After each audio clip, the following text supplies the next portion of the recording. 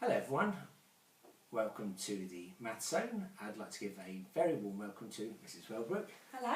Today we're going to be playing a place value game, and for this you're going to need 2 pieces of paper or 2 whiteboards, 2 pens, 2 rubbers, a 10-sided dice and a dish to roll it in. If you haven't got a 10-sided dice, then you can use a pack of cards. Just take out all the picture cards, the jokers and the tens, and then you'll have all the single digit cards and you can shuffle them up and use those.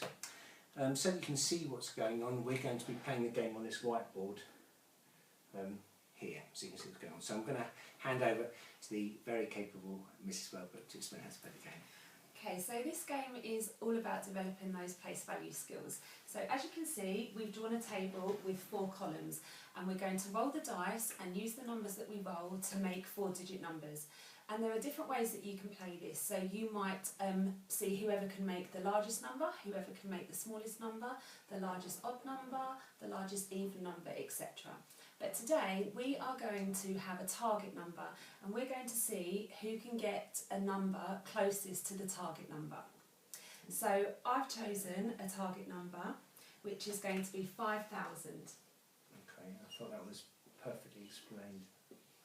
Fantastic. So we're going to nearest one to 5,000, is that right? Yes, so we're going to roll the dice, we're going to take turns, and we're going to place our digits strategically to see who can get a number closest to 5,000.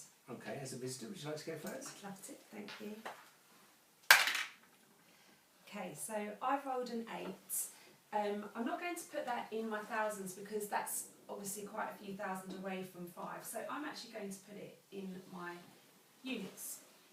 Okay, so it's my turn, and I've got a 6. That's a tricky one, 6, isn't it? Okay, I'm going to put it there. I'm not sort of sure, but that one is a tricky one. I put it in the hundreds. Okay. Another 8. So again, I'm going to put that digit in the tens column because I want to keep it as far away from the thousands as possible at the moment. Okay. A 4. Ooh. Now I'm going to put that there in the thousands because I think that that's 4,600 and something. This is about 400 away. I'm quite happy with that one. Oh, 0. Well, I'm not going to put it in my thousands, so I'm going to put it in my hundreds column. But if you rolled a 5, that'd be, really if I good. rolled a 5, that would be fantastic. Right, an 8. I'm going to put that in the units. Okay. So I have to roll a 5 to be anywhere close. Oh, it's another 8. Not very lucky first game, Mrs Wellbrook, No. to be honest. And I've got a 6. So you can see for that first game, my number is the closest one. Now, we could play a different version of this one, and the different version is where you add a decimal point. So I could add a decimal point, say, there, and then we could play something like the nearest one to 50. So that's another version of the game. But Mrs Wellbrook has got another game, it's called Nice or Nasty. So how do we play that one? Well, it's basically exactly the same as the game we've just played, except when I roll the dice, I can be nice or nasty. So when I roll, I can choose to use the number that I roll and put it in one of my columns, or I can give the number to Mr Davis and he has to use it. He can't decline, he has to put it in one of his columns. Make sense? It does, yeah. Okay. Are we going to have a target number this time? Oh yes, sorry, forgot. What would you like to choose this time? Let's go for 8,000 this time. Right, so we'll pop that down. So the nearest one to 8,000 will win this game. You go first this time Okay. because I went first last. Thank you very much. 3. Okay, not the greatest one. I'm going to put that in the tens, I think. A 3. So, because I know Mr Davis doesn't like 3s, I'm going to be nasty and I'm going to give him my 3. Okay, so I have to use the 3, so I'm going to put it in the units column there. And it's my go again. A 3. I think I'm going to be nasty. I'm going to put it in my units column. Okay, and it's your go. 4.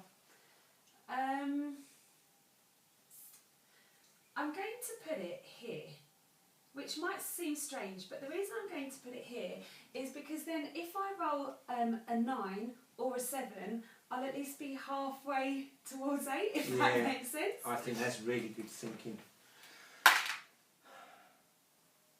1. Well, Miss Well, what are you going to do with the 1? Well, it's going here. I'm running out of options now. Okay. So now it's your roll, and again it comes down to that final roll. Although it depends, because I've still got 2 to go, so it's not, even if you rolled really high, it wouldn't necessarily mean you've lost. Okay. Needs to Or be low. an 8, really. Oh, and it's a 5. 5. Oh, do you know what? I should have given that to you. Too late. Never mind.